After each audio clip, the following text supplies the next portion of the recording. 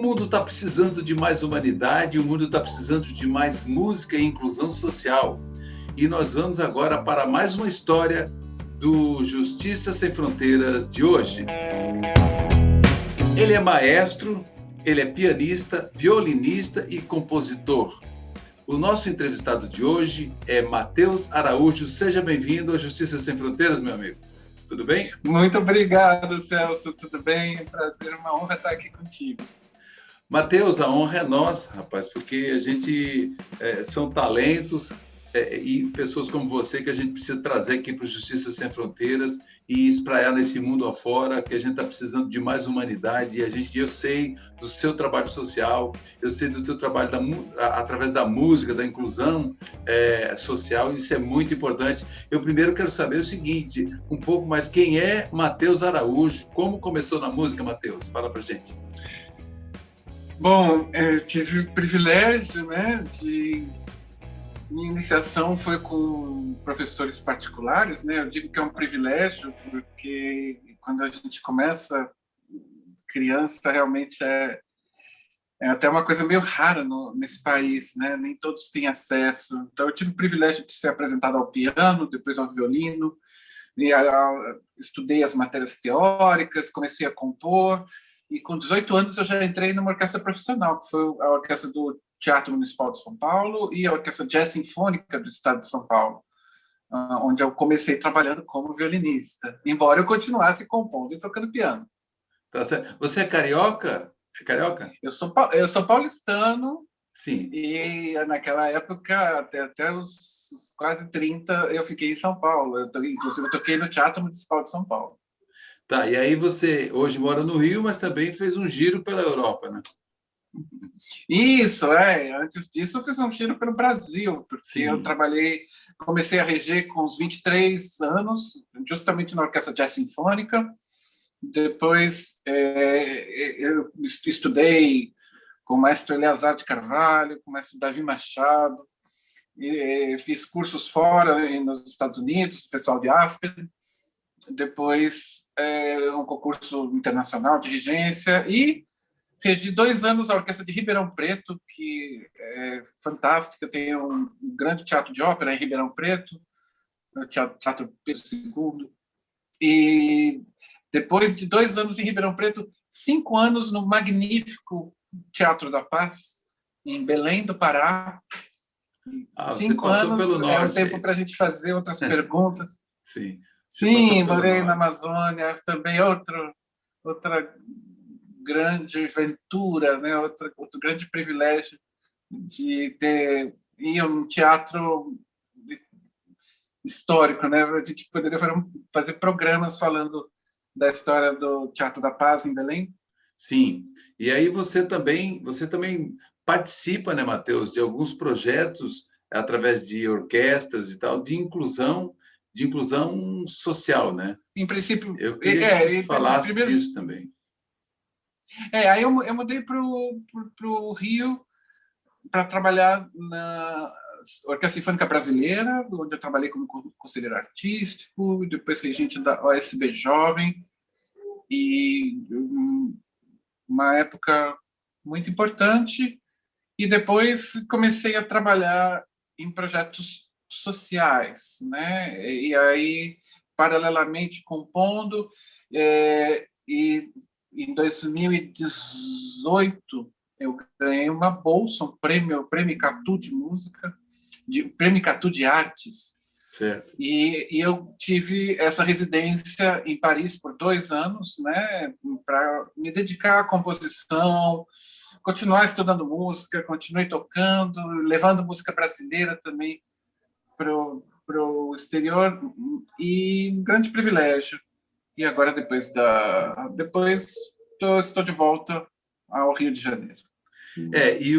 Inclusive, eu e a minha família, a gente teve o privilégio de te conhecer, foi exatamente na França, em outubro de 2019, que lá no Museu do Louvre, a gente esbarrou contigo, tocando violino na entrada do museu, e que foi uma surpresa agradável. Quando você chegou e sacou que a gente era brasileiro, você sacou logo e tocou o hino nacional, que realmente foi de arrepiar, porque o nosso hino brasileiro ele é lindo demais, e foi um presente que você nos deu.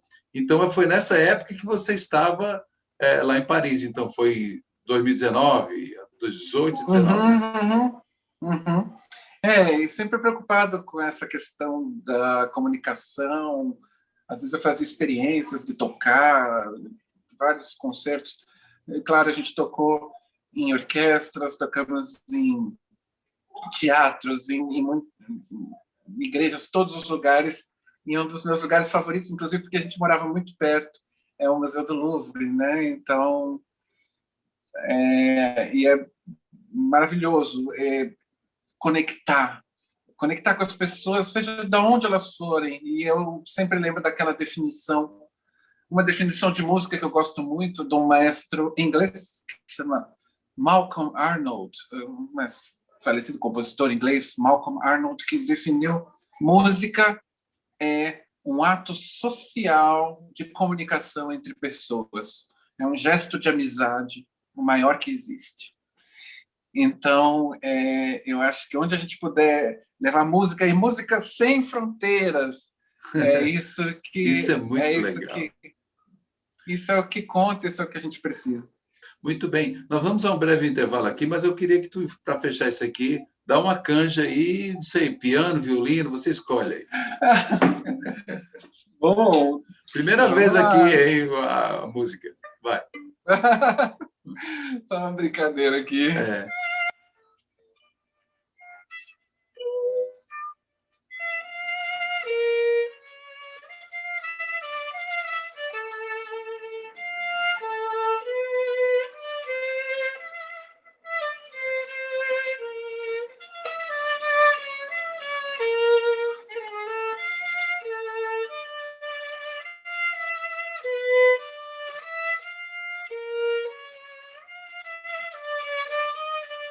Pois é, com esse presente aí a gente vai no intervalo e a Justiça Sem Fronteiras volta já já.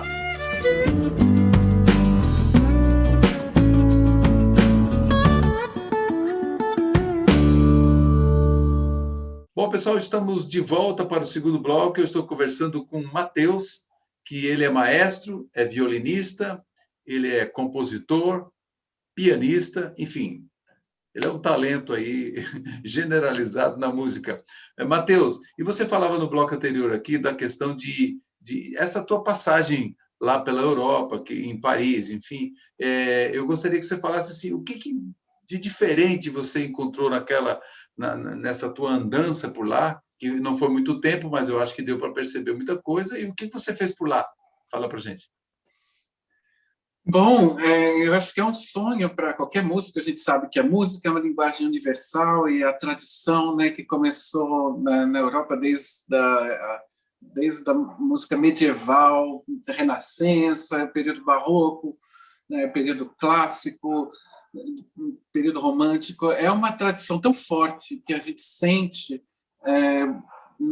na vida das pessoas, na educação, na arquitetura, na quantidade de bibliotecas, de museus. Então, eu acho que é mais relacionado com a tradição. E a gente saber os grandes gênios que passaram por esses lugares, né? Eu também pude conhecer outros países, né? Além de... Eu já tinha estudado nos Estados Unidos, eu também já tinha estado na Europa, mas sempre por pouco tempo. Mas uma residência no centro de Paris, na Cité des Arts, ali na frente de Notre-Dame, que também é da era medieval, e você vê igrejas onde passaram grandes gênios. Teve uma igreja de Saint-Eustache que Mozart fez uma turnê em Paris e a mãe de Mozart faleceu ali e foi enterrada ali na igreja. Mozart estava ali no funeral da mãe em Paris, que o pai dele não acompanhou nessa turnê, jovem. Mas tantas outras histórias, e os compositores franceses, assim como a literatura francesa e a pintura, toda a arte, né, a gente tem uma possibilidade de imersão muito, muito extrema, muito grande. É uma grande alegria. Eu acho que as pessoas deveriam ter acesso nessa vida às melhores coisas que a gente fez. né? Eu acho que a arte é o melhor do homem, é construção, é vida, é esperança, é arte, e é pensamento, é progresso, são É, as nossas é capacidades. história, é memória, né? Então é muito É importante isso. memória, Poxa vida. E é, outra, e, e se a gente não olha e não conhece a história, né? Como nós tivemos até alguns, vamos falar aqui um pouco, por exemplo, tanto lá em Notre Dame quanto aqui no Brasil, também nós tivemos incêndios que destruíram memórias. Então, uma coisa, aquilo ali é de chorar, né? Realmente é incrível. nem fale, quando eu É, cheguei em Paris, logo depois teve o incêndio no Museu Nacional, e foi muito doloroso para mim, assim, foi até difícil de me manifestar no Facebook, inclusive, porque nessas horas sim, aparece até oportunismo, mas a verdade é foi um que choque, a né? gente não cuida do nosso patrimônio, nem do patrimônio físico, nem do patrimônio cultural, intelectual, como deveria. E isso é o próprio, a cultura somos nós, o Brasil somos nós. E se tem alguma coisa que pode fazer orgulhar o Brasil, é essa herança cultural. Os grandes compositores, os grandes escritores, os grandes cientistas. Então, essa valorização a gente sente por conta da tradição, por conta da educação, a gente sente mais na Europa, né? onde que é o berço da música ocidental, vamos dizer assim. E eu acho que é isso, esse respeito que a gente poderia conservar aqui no Brasil para fazer valer todo o nosso talento, a nossa capacidade. É isso. E no Brasil, negar a tudo isso, né? Negar inclusive a ciência, negar a arte, é uma coisa que a gente tem visto, como diz, a gente tem visto por aqui, né? No Brasil. E como que você, quer dizer, depois dessa breve fala tua e dessa lembrança lá por esses países que realmente, por exemplo, Portugal também, eu vejo que tem também tradições, é uma coisa que eles valorizam muito, a questão da memória, a questão dos museus, a questão muito. E aí você chega no Brasil, você chegou de volta agora, em meio à pandemia, né? E lá fora, como que as pessoas estão vendo o Brasil e você também, como brasileiro, chegando aqui e ver como que você respirando lá e cá, como é que o coração de Mateus bate? Olha, Celso, como eu disse, eu acredito na música, na arte, como uma parte integral do desenvolvimento humano. Eu acho que é, é até meio clichê eu falar que a arte salva, ou né, que a gente. Mas não é uma coisa sobre nós, sobre o nosso desenvolvimento.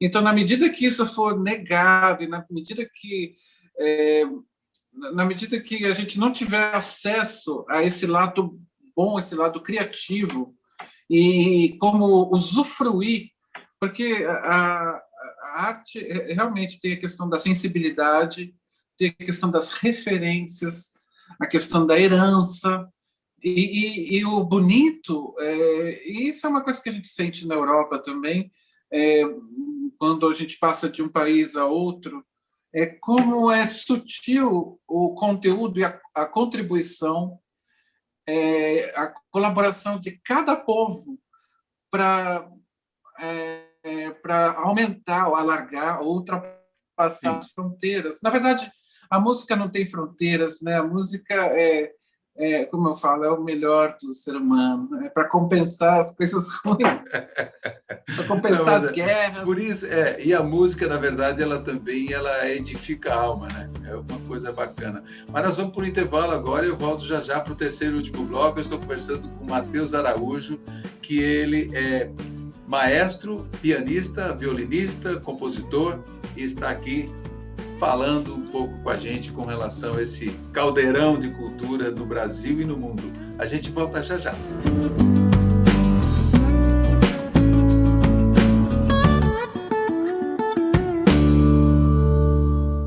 Ok, estamos de volta agora para o terceiro e último bloco. Eu estou conversando com o Mateus Araújo e continuando aqui a nossa conversa para falar sobre ação social pela música do Brasil. Isso aí é uma organização que trabalha com crianças e adolescentes, né, em situação de risco, e o Matheus também já também contribui com essa ação social. Matheus, conta para mim como é que funciona isso, que já tem quase 4.000 crianças hoje sendo atendidas no Brasil.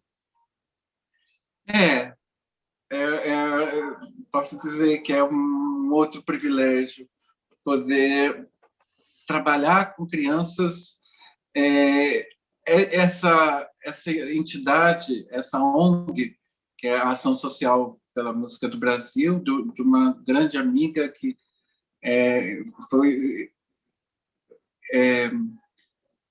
casada com o falecido maestro Davi Machado, que foi o meu primeiro professor de regência, e faz um trabalho seríssimo aqui no Rio de Janeiro, em algumas comunidades como o Alemão, como em Vila Isabel, Morro dos Macacos, como Chapéu Mangueira, são comunidades de risco, né? E você vê jovens ali que foram nascidos, criados ali e tiveram a oportunidade de estudar um instrumento com um acompanhamento até chegar no nível de poder tocar em orquestra. E violino não são 1 ano, nem 2 anos, 5 anos para você realmente conseguir gerar os primeiros frutos, né? Eu sei que eles também têm até um núcleo em Rondônia. Né? Eu acho, olha aí, que bacana. É maravilhoso que é como se fosse uma plantação. E através dessa plantação... Sementes, né? Sementes colocadas pelo Brasil afora. Isso. Exatamente. Esse é um fenômeno que aconteceu, na verdade, nos anos 80. 80 começou na Venezuela, El Sistema, que é um grupo de orquestras jovens. A Venezuela tem mais orquestras jovens do que o Brasil tem orquestra. No Brasil, nem todos os estados têm uma orquestra sinfônica. E a função civilizatória de uma orquestra não é só uma reunião de pessoas tocando, mas exige muita disciplina, comportamento social, maturidade, muito diálogo, equilíbrio. Assim, são muitas funções relacionadas à orquestra, e fora que a gente tem a oportunidade de tocar a música dos grandes gênios, dos grandes gênios da humanidade, né? Então, e tem projetos sociais magníficos no Brasil, que agora, como consequência, como reflexo até do projeto que começou na Venezuela, como, por exemplo, tem em Heliópolis, né, na favela de Heliópolis, em São Paulo, tem um grande projeto, ou no Neogibá, no Núcleo de Orquestras Jovens da Bahia. E você vê em outros lugares, né?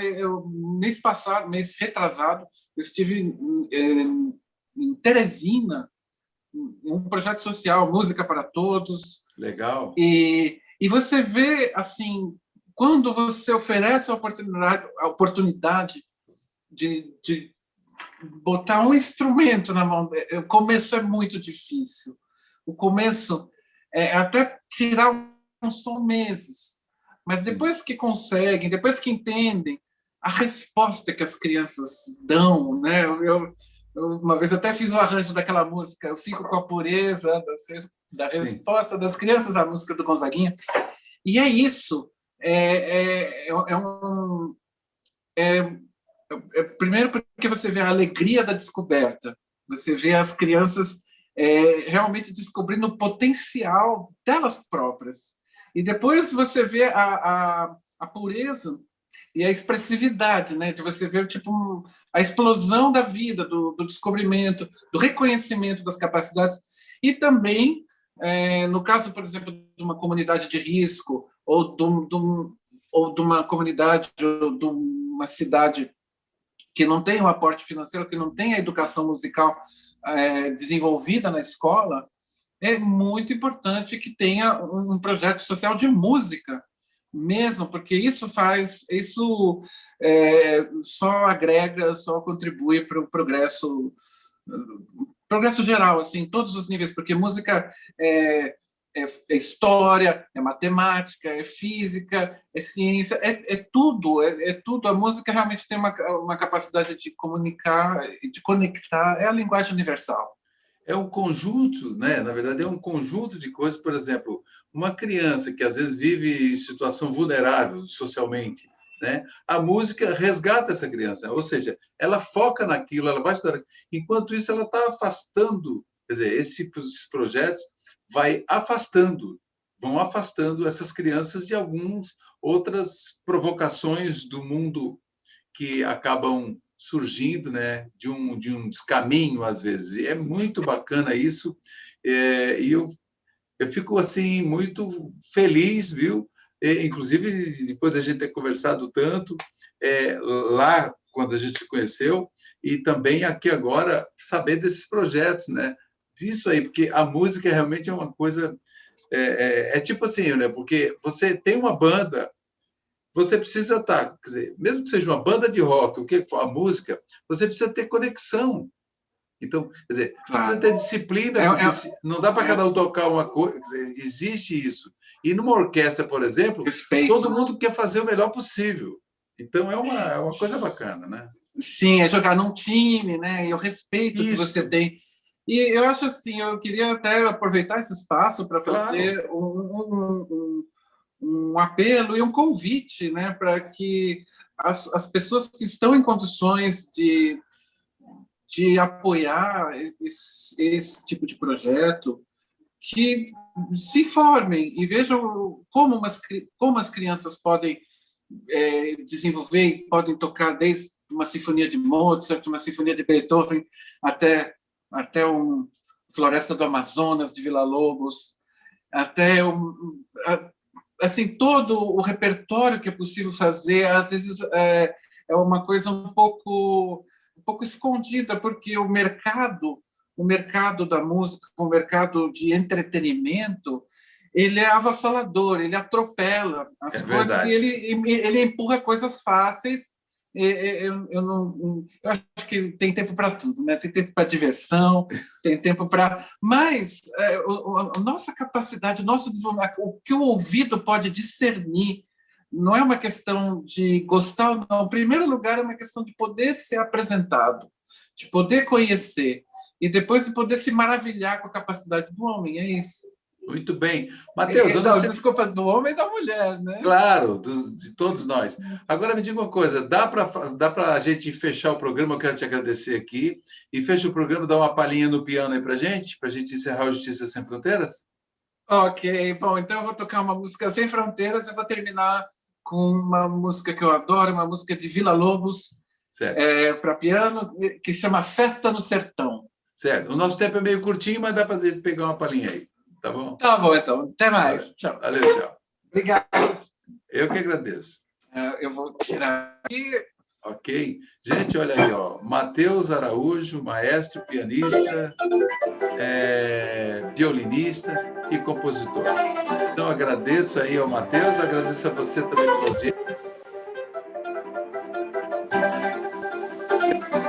Esse foi o Justiça Sem Fronteiras. Tá bom? Continue acompanhando aqui.